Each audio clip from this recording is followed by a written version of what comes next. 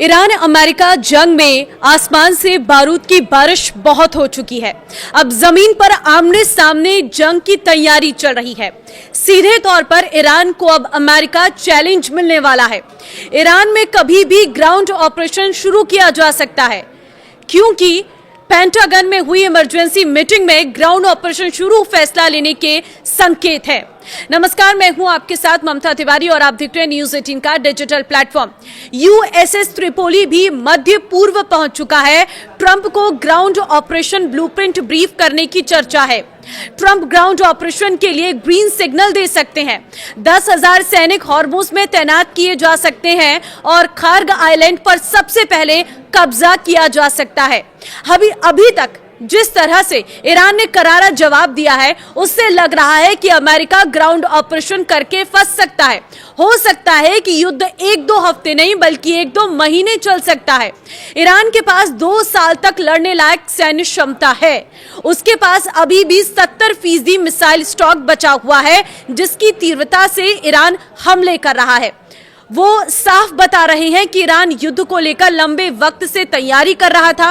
America के ground operation में देरी की क्या वजह है, ये भी जान लीजिए। हालांकि अमेरिका के लिए बड़ा चैलेंज ग्राउंड ऑपरेशन में ईरान को तबाह करना होगा, क्योंकि वियतनाम और अफगानिस्तान में ग्राउंड ऑपरेशन में अमेरिका करीब हार गया था। ऐसा ना हो कि ईरान अमेरिका के लिए नया वियतनाम या अफगानिस्तान साबित हो।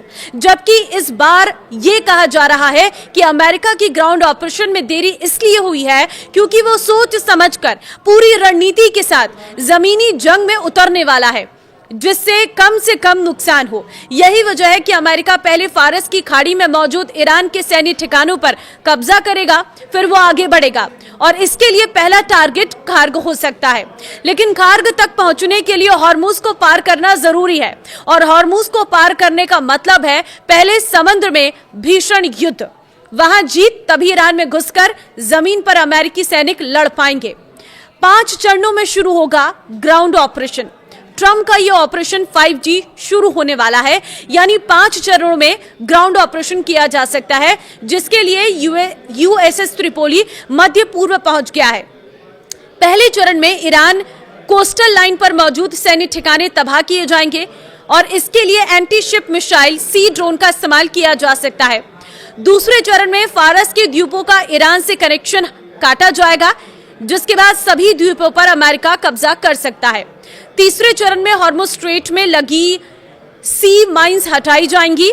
इसके लिए ब्रिटेन से माइंस ब्रेकर शिप पहुंच रहा है, जो ऑपरेशन शुरू करने वाला है। चौथे चरण में खार्ग समेत दूसरे द्वीपों पर कब्जा करने की तैयारी है और इसके लिए मरीन कमांडो को उतारा जाएगा। 5वें चरण में खार्ग से ईरान में कमांडो उतारे जाएंगे, जो हेलीकॉप्टर या पैराशूट से ईरान में घुसेंगे और तबाही मचाएंगे।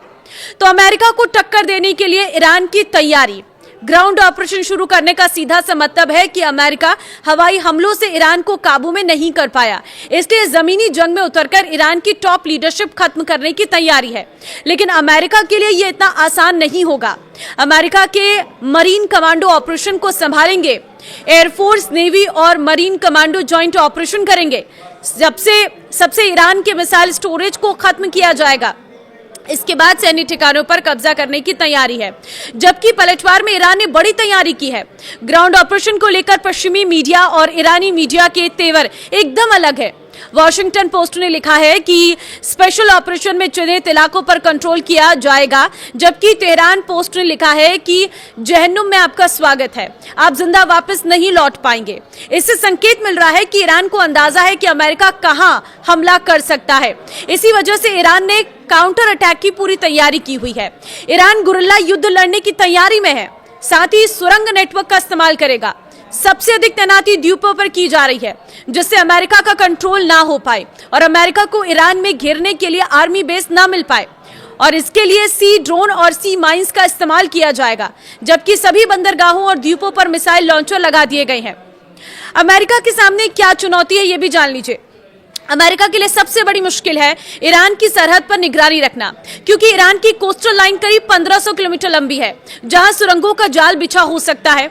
ऐसे में अमेरिकी कमांडो टनल ट्रैप में फंस सकते हैं। इसी वजह से अमेरिका पहले खार्ग पर कब्जा करना चाहता है और उसी जगह से धीरे धीरे ग्राउंड ऑपरेशन शुरू करेगा। और ईरान के तमाम सैन्य ठिकानों को तबाह कर सकता है।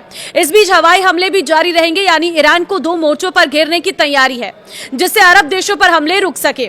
लेकिन ईरान को दोबारा कमजोर समझने की भूल अमेरिका को भारी पड़ सकती है, क्योंकि ईरान इजराइल में भारी तबाही मचाकर ट्रेलर दिखा चुका है। अब अमेरिका का प्लान फेल हुआ तो अरब में भीषण हमले करके कई देशों को तबाह कर सकता है, क्योंकि ईरान के पास बैलिस्टिक मिसाइलों की कमी नहीं है।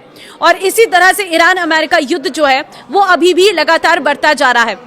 देखिए, अमेरिकी राष्ट्रपति डोनाल्ड ट्रंप ने एक्स पर पोस्ट भी किया है कि आज ईरान में बहुत बड़ा दिन है।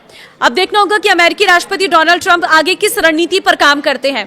अगर ये ग्राउंड पर युद्ध लड़ते हैं तो कितनी चुनौती अमेरिका के लिए हो सकती है, लेकिन ये ग्राउंड का युद्ध बाकी दुनिया के देशों के लिए भी मुश्किल भरा रह सकता है, क्योंकि अगर ग्राउंड जीरो पर युद्ध लड़ा जाता है तो ये लंबा खिंचेगा, और अगर ये लंबा खिंचेगा तो दुनिया भर में कई तरह की दिक्कतों का सामना लोगों को करना पड़ेगा, और महंगाई जो है वो चरम सीमा पर पहुंच सकती है।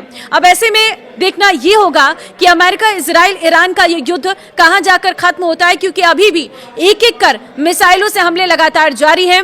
जिस तरह से ईरान के ऐसे इलाकों में हमले किए गए जहां पर बहुत बड़े स्टोरेज तेल के हैं, वहां पर हमला करके केमिकल का रिसाव किया जा रहा है, और अभी एक भारतीय की मौत की भी खबर आ रही है सामने।